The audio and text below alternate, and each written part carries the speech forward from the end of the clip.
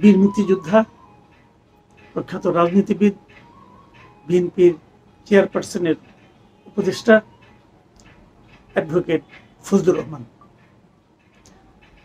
ফজলুর রহমান ভাই, আপনাকে আমাদের অনুষ্ঠানে স্বাগত জানাচ্ছি। আপনাকে অসংখ্য ধন্যবাদ।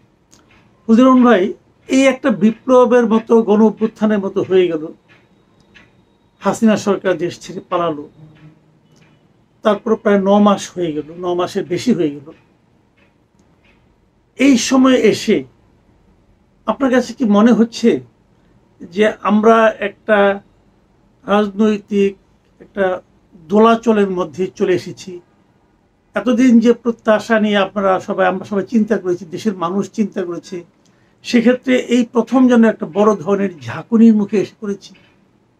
এ কথাটা আমি বললাম এ কারণে যে আমরা বড় আশা করে, যার উপর ভরসা করে একটা দায়িত্ব দিয়েছিলাম, তিনি যখন হঠাৎ করে অভিমান মিশ্রিত কণ্ঠে বলেন, অভিমান মিশ্রিত কণ্ঠে জানান দেন যে তিনি পদত্যাগ করতে চান, তো এটা কি কোনো আমাদের প্রত্যাশার সঙ্গে সঙ্গতিপূর্ণ হয়?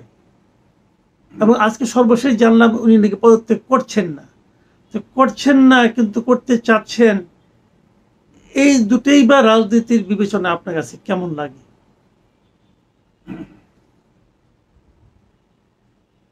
আপনাকে আমি কৃতজ্ঞতা জানাচ্ছি এই কারণে যে আপনি আপনার যে অবস্থান থেকে আমাকে প্রশ্নটা করছেন, আমাকে যে সুযোগটা দিচ্ছেন আজকের বাংলাদেশ এবং তার সরকার এবং তার বর্তমান অবস্থা সম্পর্কে কথা বলার, সেই কারণে আপনাকে কৃতজ্ঞতা এবং ধন্যবাদ জানাচ্ছি।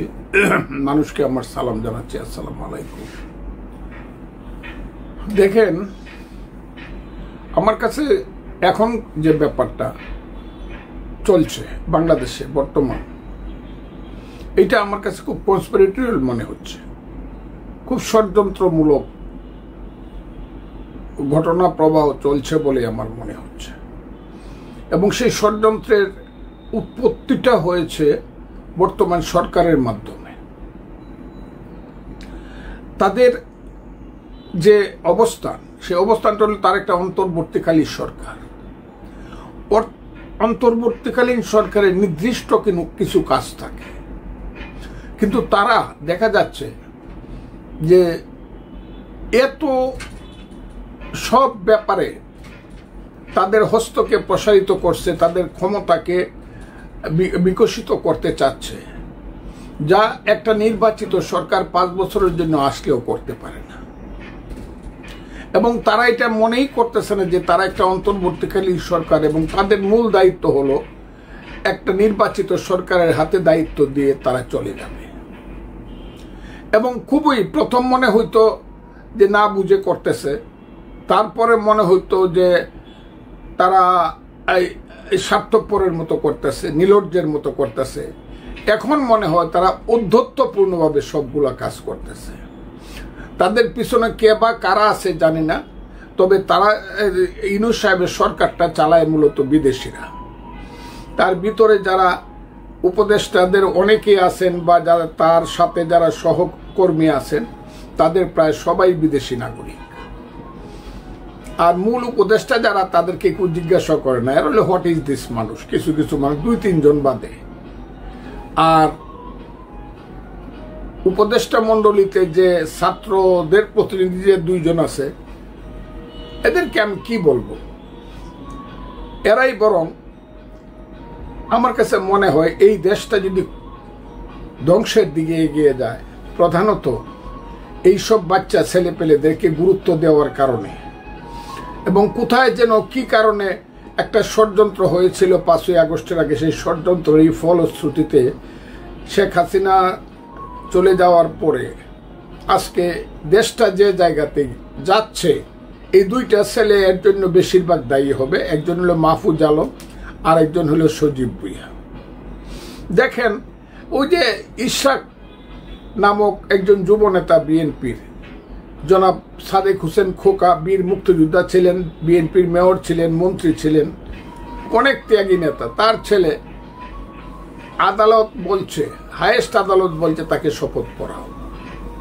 যদিও আমি মামলাটা করছি না, কিন্তু যারা মামলাটা করছে দেখতে পাচ্ছি যে আদালতের রায় মেনে তাকে শপথ পড়ালে এমন কি বাংলাদেশ সে একদম মানে অশুদ্ধ হয়ে যেত যে না, এই বাংলাদেশ আর থাকবে না, তাকে যদি দক্ষিণ সিটি মেয়র হিসাবে শপথ নেওয়ানো হয়। এহেন একটা অবস্থার মধ্যে ঈর্ষাত্মক প্রমাণ করলো যে শুধু সে ঢাকা দক্ষিণের নেতা না, সে ইচ্ছা করলে ইউনূস সাহেবকে 7 দিন ঘরে আটকায় রাখতে পারে এবং মিলিটারি না আসলে পরে উনি আর ঘর থেকে বের হতে পারবেন না, বা উনার সরকার কোনো কাজকর্ম করতে পারবে না, ঢাকা শহর বন্ধ হয়ে যাবে, বিএনপি লাগবে না। ইশরাক সমর্থক গোষ্ঠী এই ব্যাপারে যথেষ্ট। এখানে তারা ওই যে ছেলেটা কি নাম, কি সরকার, ওই যে স্থানীয় সরকার উপদেষ্টা সজীব ভুইয়া, এইসব ছেলে পেলেরা এই কেরানির চাকরি করার জন্য দরখাস্ত করলে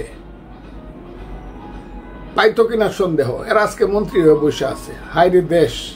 এইসব ছেলে পেলেরা তার নিজের এলাকা মুরাদনগর, যাদের সাথে ঝগড়া করে, যেদিন তার ক্ষমতা থাকবে না ওদিনও বাড়িতে যেতে পারবে না মাকে দেখার জন্য। আমি কথাটা সব সময় বলি, এইসব ছেলে পেলেরা এই দেশটার মধ্যে সমস্ত গন্ডগোল সৃষ্টি করতেছে।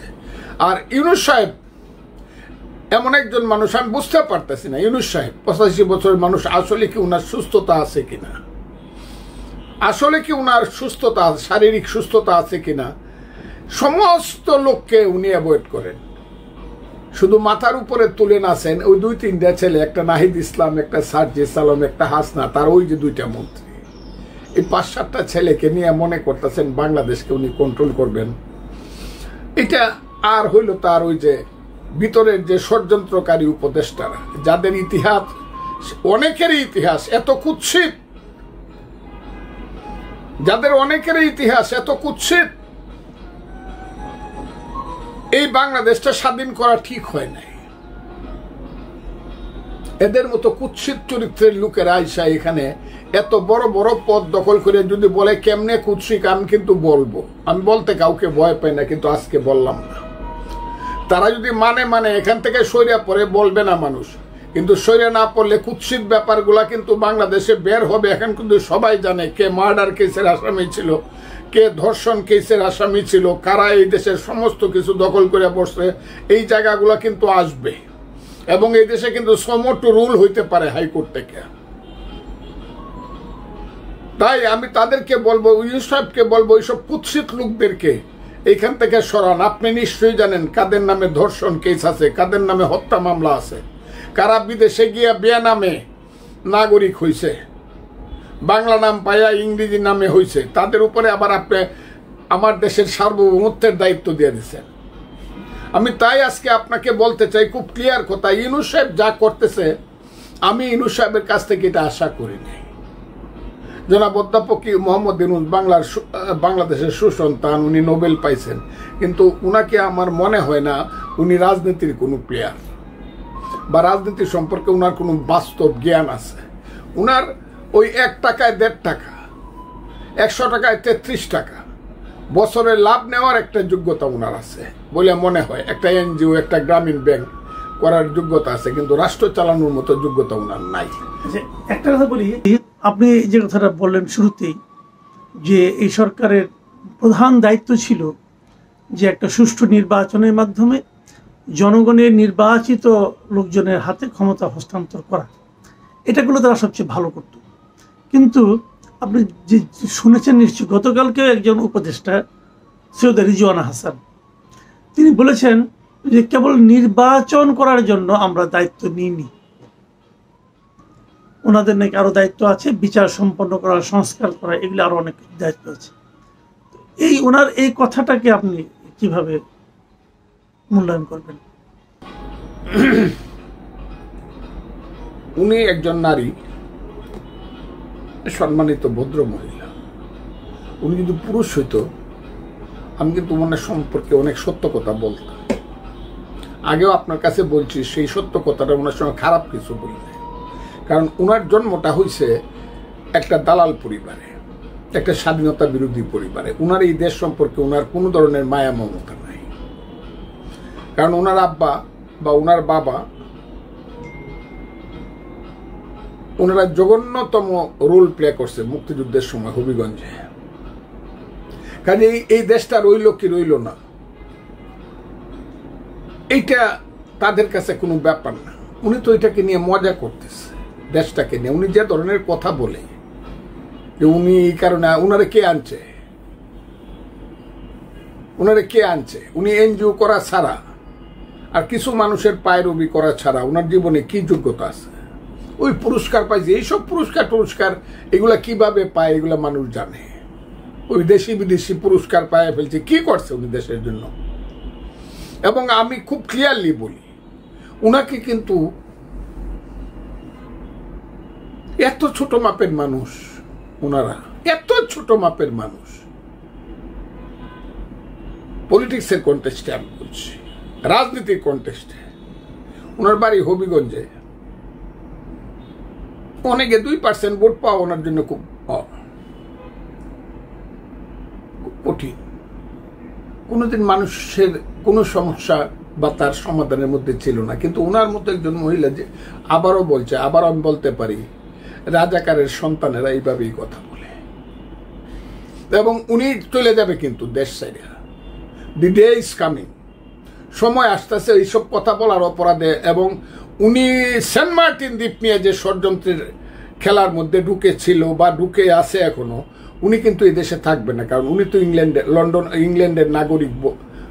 আমি পত্রিকাতে দেখলাম উনিও দ্বৈত নাগরিক, উনি চলে যাবে। কাজে ওনারা কি কইল না কইল, তবে এইগুলা নিজেদের কাছে খুব অপমানিত বোধ করি আমরা যারা এই দেশটা সৃষ্টি করছিলাম।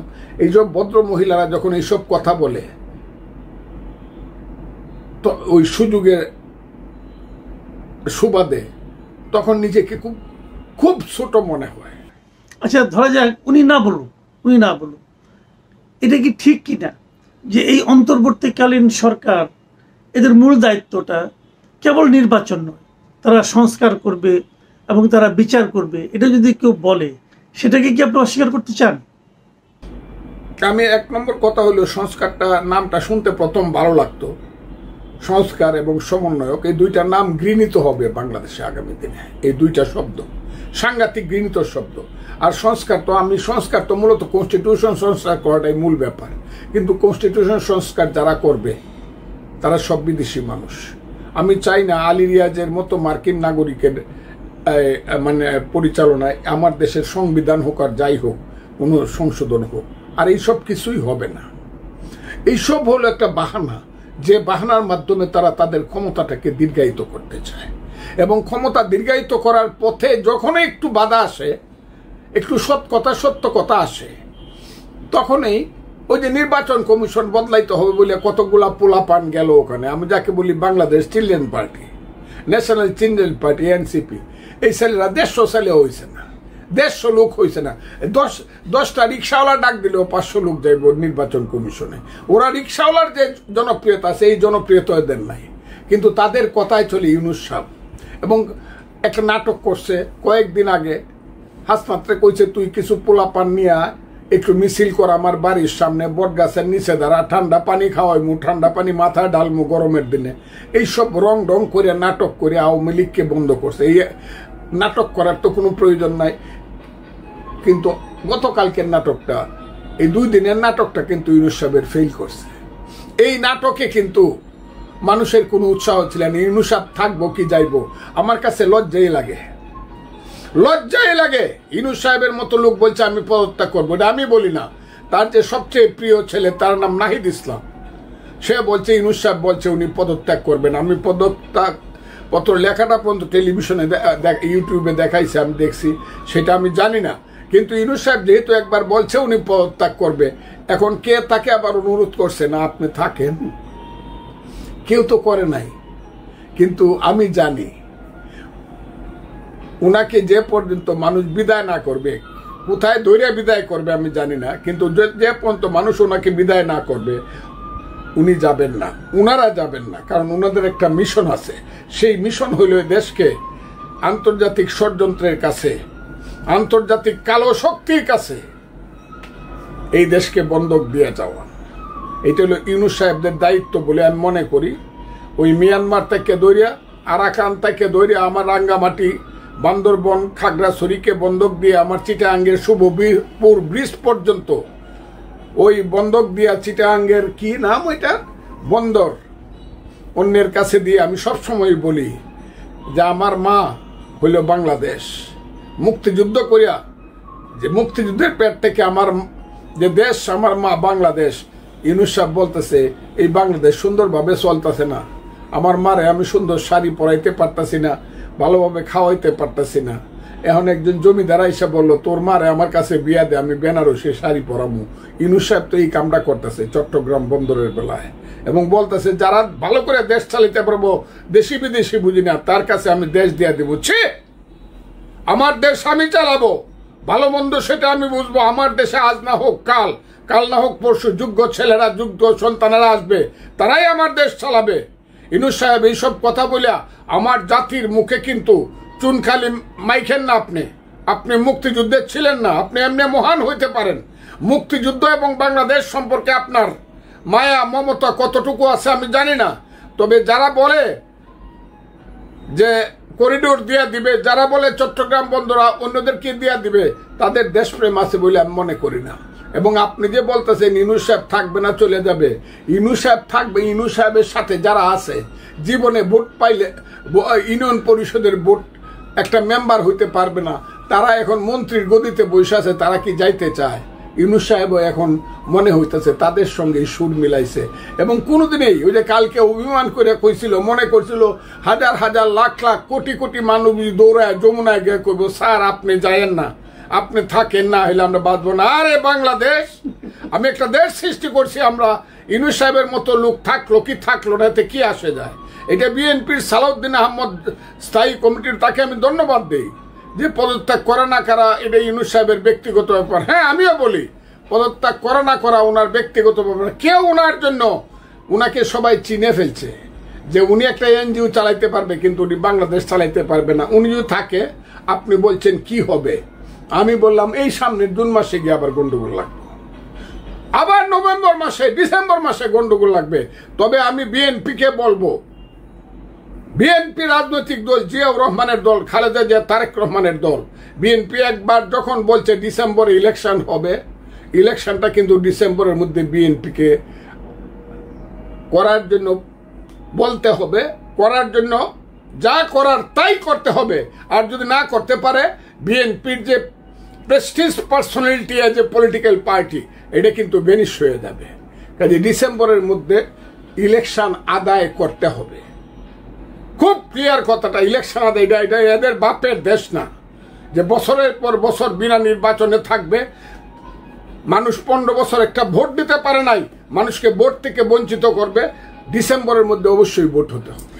কিন্তু একটা জিনিস, এই ডিসেম্বরের মধ্যে নির্বাচন হওয়া না হওয়া নিয়ে একটা তো বিরোধ অলরেডি শুরু হয়ে গেছে। মানে আন্দোলনের যে শক্তিগুলো যারা একত্রে মিলে আন্দোলন করেছে, শেখ হাসিনাকে হটিয়েছে, সেই শক্তির মধ্যে কিন্তু এরই মধ্যে আমরা দ্বিধা বিভক্তি দেখছি।